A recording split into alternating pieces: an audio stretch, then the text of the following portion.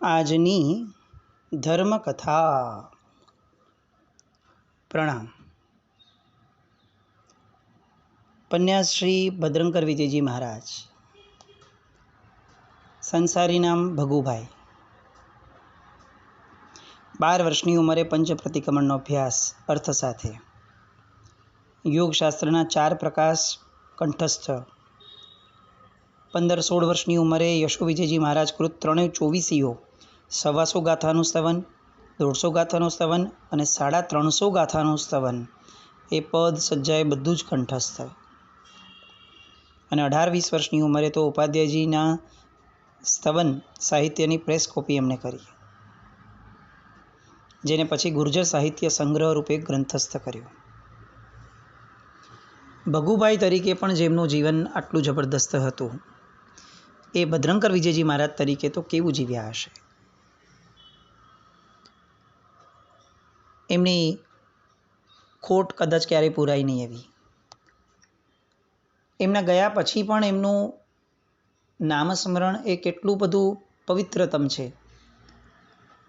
એની એક સામાન્ય રૂપરેખા પાટણમાં સિદ્ધહેમ પાઠશાળા આજે પણ ચાલે.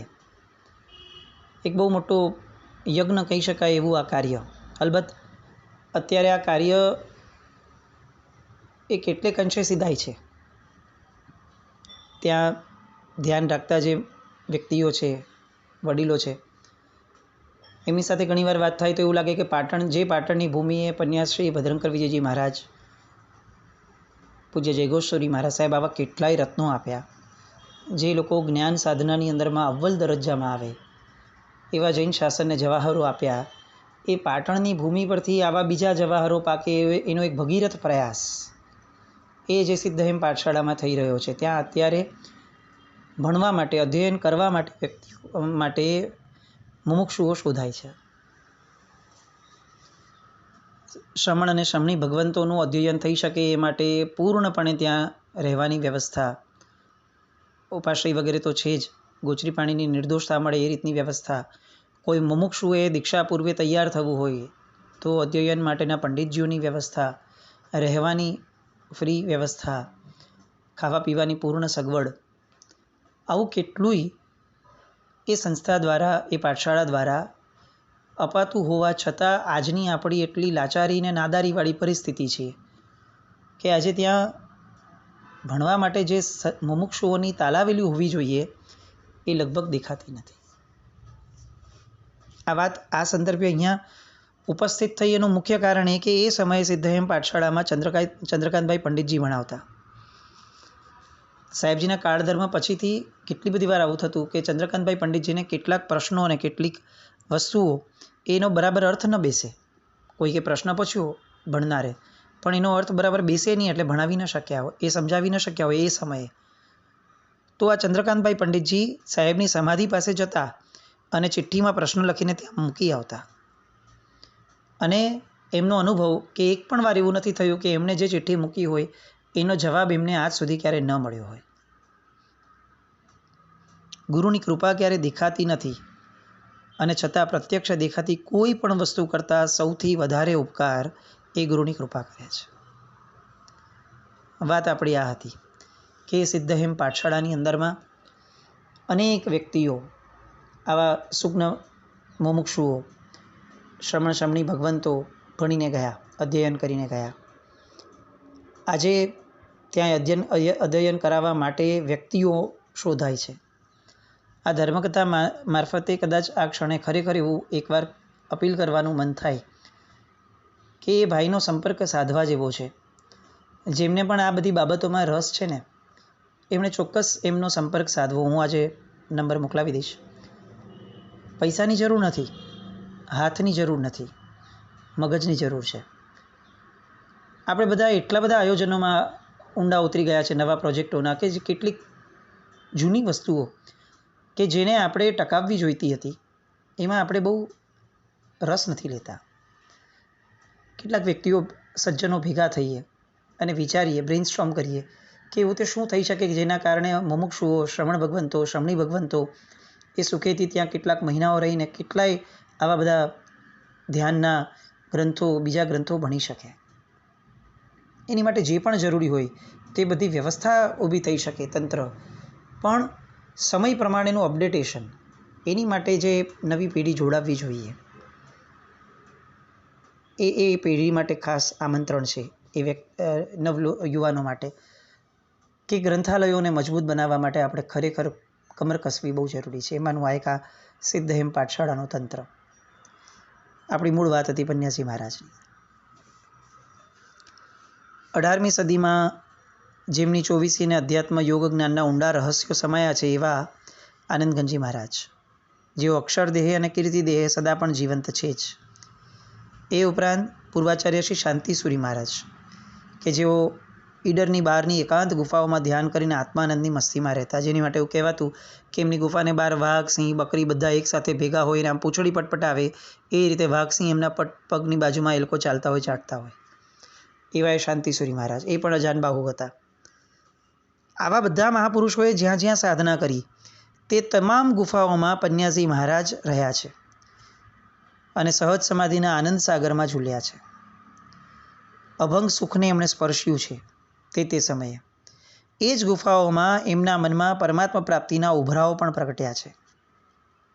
પોતે શરીરમાં હોવા છતાં શરીરથી રહિત એવી નિસંગ દશાનો અનુભવ પણ એમને અહીંયાની અને જૂનાગઢની ગુફાઓમાં થયો છે.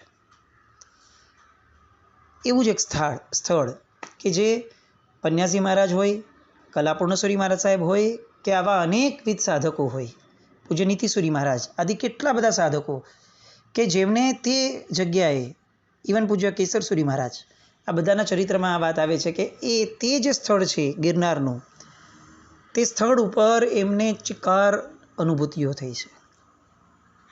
એ સ્થળ એટલે શ્રી ગિરનારજી મહાતીર્થ ઉપર પહેલી ટૂંકની ભમતીમાં રહેલું શ્રી અમીજરા પાર્શ્વનાથ ભગવાનનું ભોયરામાં રહેલું જિનાલય. પન્યાસી મહારાજને ત્યાં રાજનગરના શેઠ શ્રી કસ્તુરભાઈ લાલભાઈ દ્વારા વ્યવસ્થા કરાવી અપાઈ અને ઉપર રહેવાની, અને સાહેબે 8મ તપ કર્યો અને 4થે દિવસે જાપનું અનુષ્ઠાન પૂર્ણ કર્યું. એ બધું જ અમીજરા પાર્શ્વનાથ ભગવાન પાસે, અને બહુ જ સાક્ષાત્કાર પન્યાસી મહારાજે પણ ત્યાં અનુભવ્યો, પૂજ્ય કલાપૂર્ણેશ્વરી મહારાજ સાહેબે પણ ત્યાં અનુભવ્યો છે. આ ભગવાનની એક ખાસિયત એ છે કે એમની કરની આંગળીઓ અતિ કોમળ અને ખુલ્લી છે. સાહેબને અહીં આ જ રીતે એકવાર ધ્યાન કરતાં વિસ્ફોટ થયેલો.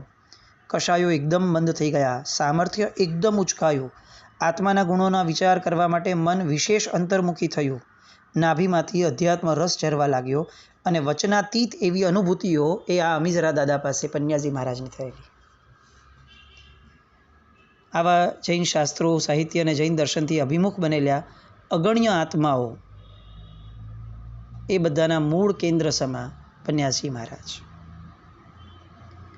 આવા પન્યાસી મહારાજ એ મૃત્યુંજય તરીકે પણ પ્રસિદ્ધ થયા. અધ્યાત્મ યોગી, નિસ્પૃહ શિરોમણી, મૈત્રીભાવ પ્રરૂપક એવા પૂજ્યશ્રી. આ પૂજ્યશ્રી દ્વારા ઘણા બધા પુસ્તકોનું નિર્માણ થયું છે.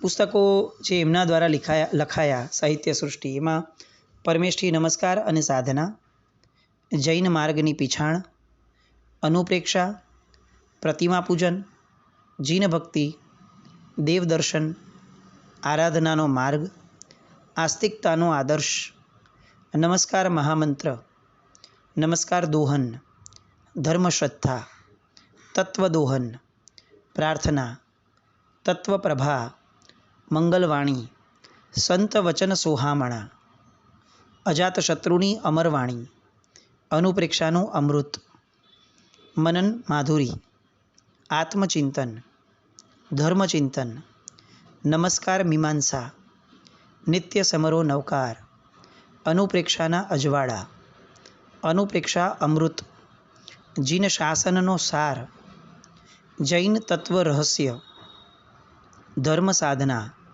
આરાધના સંગ્રહ, પ્રતિક્રમણની પવિત્રતા, નાસ્તિક મતનું નિરસન, આસ્તિકતાનો આદર્શ, મંગલવાણી, ચૂંટેલું ચિંતન, ચિંતન સુવાસ, ચિંતન ધારા, ગુરુદેવ શ્રીના વચનામૃતો, વચનામૃત સંગ્રહ, આત્મ ઉત્થાનનો પાયો, પાટણ લાલબાગ અંધેરી પ્રવચનો, તાત્વિક પત્રવેલી, અમી દ્રષ્ટિથી સંયમ દ્રષ્ટિ, આધ્યાત્મિક પત્રમાળાઓ, પ્રેરણાનું અમૃતપાન, નમસ્કાર ચિંતન યાત્રા આદિ ગ્રંથોનું સર્જન 20મી સદીના આ મહાન યોગીની સાહિત્ય સૃષ્ટિમાં થયું છે.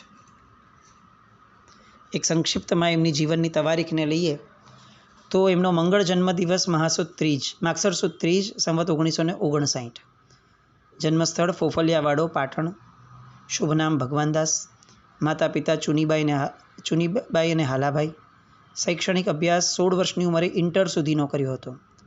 ધાર્મિક અભ્યાસ 12 વર્ષે પંચપ્રતિક્રમણ, યોગશાસ્ત્રના 4 પ્રકાશ, 125, 150, 350 ગાથાના સુદીર્ઘ સ્તવનો કંઠસ્થ અને તીવ્ર સ્મરણ શક્તિ. રોજનિશી બાળ વયથી પ્રભુ પૂજા, પાઠશાળા, ભાવના, રાત્રિ ભોજન, કંદમૂળ અભક્ષ્યનો સદૈવ ત્યાગ. વૈરાગ્ય વૃદ્ધિ, યૌવન વયે પ્રવેશતા જ પૂર્વે જ વિરક્તિ પ્રત્યે અનુરાગ અને પૂજ્ય રામ વિજયજી મહારાજના વ્યાખ્યાનોથી વૈરાગ્ય પુષ્ટિ.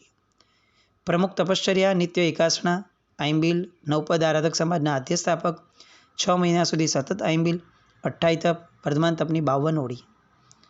પત્નીનું નામ હીરાબેન, પુત્રનું નામ જીતુભાઈ. પ્રવજ્યા ગ્રહણ કરી કારતક વદ ત્રીજ સંવત 1987 ભાઈખલ્લા મુંબઈ મધ્યે. દીક્ષાદાતા મહાગીતાર્થ પૂજ્ય આચાર્ય પ્રવર શ્રી દાન સુરેશ્વરજી મહારાજા. શિક્ષાદાતા સિદ્ધાંત મહોદધિ ઉપાધ્યાય શ્રી પ્રેમ વિજયજી મહારાજ, પ્રેમસુરી મહારાજ. ધર્મદાતા વ્યાખ્યાન વાચસ્પતિ ગુરુવર્ય પન્યાશ્રી રામ વિજયજી ગણીવર્ય, અત્યારના રામચંદ્ર સુરેશ્વરજી મહારાજા. સર્વવીર્તિધર એમનું નામ મુનિવર શ્રી ભદ્રંકર વિજયજી મહારાજ. અનુપ્રેક્ષા શ્રી નમસ્કાર મહામંત્ર, લોગસ્ય સૂત્ર અને ઉવસ ગરમ સૂત્રના પ્રબોધક. મનન સાધના, નવકાર, નવપદજી, પરોપકાર અને મૈત્રીના મહાસાધક. પદવીદાન દિન, પન્યાસ પદવી મહાસુદ 12 સંવત 2007 પાલિતાણા. વિહાર ક્ષેત્રો મહારાષ્ટ્ર, ગુજરાત, કાઠિયાવાડ, હાલાર, સૌરાષ્ટ્ર, કર્ણાટક, મારવાડ. દેહાત્મક સુલક્ષણો: સૌમ્ય મુખમુદ્રા, વિશાળ ભાલ, ટટ્ટાર ચાલ, કરુણામય આંખો, આજાન બાહુ, ગૌરવર્ણ, પ્રભાવક વાણી અને નિર્ભય સાન્નિધ્ય. પ્રથમ અને અંતિમ ચાતુર્માસ પાટણ. દીક્ષા પર્યાય 49 વર્ષ અને 6 માસ. આયુષ્ય 79 વર્ષનું. અને દેહ દિગંત વૈશાખ સુદ 14 સંવત 2036 રાત્રે 8:10 પાટણ મધ્યે. આ હતી સાહેબના જીવનની સંક્ષિપ્ત તવારીખ. સાહેબ માટે એમના શિષ્યો બહુ સરસ વસ્તુ કહેતા કે લોકોને એવું કહેવાય કે અમારી આગળ આ છે, આ છે, આ છે. અમારી આગળ દશાક્ષરી છે કે જે દશાક્ષરી મંત્ર એવો છે કે જે આત્મમંગલ રૂપ છે, કર્મ નિર્જરા માટે પરમ આયુધ છે, પરંપરાએ દુઃખનો ઉચ્છેદક છે અને મંગલ સુખ પ્રાપક છે. એવો દશાક્ષરી મંત્ર એટલે પૂજ્ય પન્યાસજી મહારાજ. આ દશાક્ષરી મંત્રના જાપથી કંઈ કેટલા લોકો પોતાના પરમ લક્ષ્ય કહી શકાય એવા મોક્ષને અનુભવવાની એક સિદ્ધિ પ્રાપ્ત કરી શક્યા છે. આવું સાહેબનું સરસ મજાનું સાનિધ્ય. અને એ સાનિધ્યની અંદરમાં કેટલાય મહાપુરુષો જોડાયા. આજે આપણે સાહેબ આવા હતા તો એમના શિષ્યો કેવા હશે એ બાબતનો પણ એક વિચાર કરવો છે. અને આમ જોવા જઈએ ને તો 2 વસ્તુ થઈ. અત્યાર સુધી આપણે પન્યાજી મહારાજનું આખું ચરિત્ર જોયું. ગઈકાલ સુધી 66 સત્સંગો થયા. આજે આપણે 67મો સત્સંગ છે. પન્યાજી મહારાજને નમસ્કાર મહામંત્ર અતિ પ્રિય હતો. નમસ્કાર મહામંત્રના અક્ષર 68. એટલે એવો ભાવ આજે પ્રગટ્યો કે 68 સત્સંગ થકી આપણે પન્યાજી મહારાજને સ્મરણાંજલિ આપીએ. અને એમનું એટલું વિશાળ આખું ઉપવન છે કે જેનું વર્ણન કરતાં કરતાં કદાચ 68ની જગ્યાએ 168 થાય તોય ઓછા પડે. એટલે એમના જીવનનો એક અભિન્ન અંગ કહી શકાય એવા અંગને સ્પર્શવાનો આજે એક ભાવ થયો કે એ પણ આપણે સ્પર્શીએ. કે જે લોકો આ જગતની અંદરમાં એટલા બધા બળભાગી હતા કે જેને 67 દિવસથી સાંભળી અને આપણને જેમની ઈર્ષ્યા થાય છે એ વ્યક્તિની સાથે એમને જીવવાનું સૌભાગ્ય પ્રાપ્ત થયું. એમનો શિષ્ય અને પ્રશિષ્ય પરિવાર. આપણે નતમસ્તકે 2 હાથ જોડી અને એમનો જે પરિવાર છે એ પરિવારની સૌથી પહેલાં નામાવલી એને પણ આપણે વંદન કરી લઈએ, સ્મરણાંજલિ કરી લઈએ. અને આવતીકાલે સાહેબના આવા કેટલાક ટકોરાબંધ શિષ્યો જે છે એ શિષ્યોના જીવનની વિશેષતાઓને આપણે સ્પર્શવાનો પ્રયત્ન કરીએ. આમ તો એમની બધાની એક કોમન વિશેષતા છે કે એ લોકો પૂર્વનું એટલું બધું પુણ્ય અને એટલું બધું અધ્યાત્મ લઈને આવ્યા હશે કે એમને પન્યાસી મહારાજના પરિવારમાં સામેલ થવાનું સદભાગ્ય, મહાભાગ્ય સાંપડ્યું. આપણે એ નામાવલીને હાથ જોડી અને ખૂબ બહુમાનપૂર્વક વાંદીએ પોંખીએ કે જે નામાવલી એ ભાગ્યશાળી બની હતી પન્યાસી મહારાજના પરિવારજન કહેવડાવવા માટેની.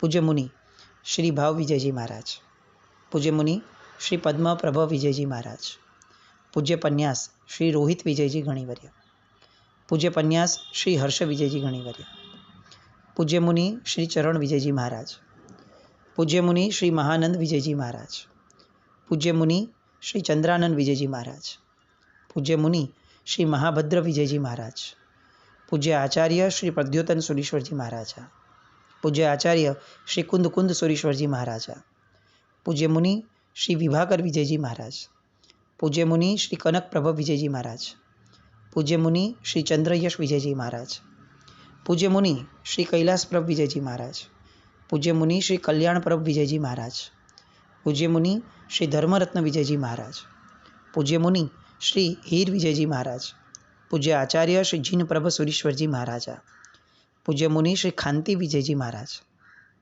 પૂજ્ય પન્યાસ શ્રી પુંડરીક વિજયજી ગણીવર્ય, પૂજ્ય પન્યાસ શ્રી મહાયશ વિજયજી ગણીવર્ય, પૂજ્ય મુનિવર્ય શ્રી કીર્તિકાંત વિજયજી મહારાજ, પૂજ્ય મુનિ શ્રી ધુરંધર વિજયજી મહારાજ, પૂજ્ય મુનિ શ્રી ચંદ્રાંશુ વિજયજી મહારાજ, પૂજ્ય મુનિ શ્રી મિત્ર વિજયજી મહારાજ, પૂજ્ય મુનિ શ્રી ભદ્ર વિજયજી મહારાજ, પરમ પૂજ્ય પન્યાસ શ્રી વજ્રસેન વિજયજી ગણીવર્ય, પૂજ્ય મુનિ શ્રી તત્વજ્ઞ વિજયજી મહારાજ, પૂજ્ય મુનિ શ્રી વારીસેન વિજયજી મહારાજ, પૂજ્ય મુનિ શ્રી મહાસેન વિજયજી મહારાજ, પૂજ્ય મુનિ શ્રી જીનસેન વિજયજી મહારાજ, પૂજ્ય મુનિ શ્રી મલ્લીસેન વિજયજી મહારાજ, પૂજ્ય મુનિ શ્રી કમલસેન વિજયજી મહારાજ, પૂજ્ય મુનિ શ્રી અજીતસેન વિજયજી મહારાજ, પૂજ્ય મુનિ શ્રી કલાભૂષણ વિજયજી મહારાજ, પૂજ્ય મુનિ શ્રી જયંત ભદ્ર વિજયજી મહારાજ, પૂજ્ય મુનિ શ્રી જય મંગલ વિજયજી મહારાજ, પૂજ્ય મુનિ શ્રી સોમપ્રભ વિજયજી મહારાજ, પૂજ્ય મુનિ શ્રી ચારિત્ર પ્રભ વિજયજી મહારાજ, પૂજ્ય મુનિ શ્રી મનમોહન વિજયજી મહારાજ,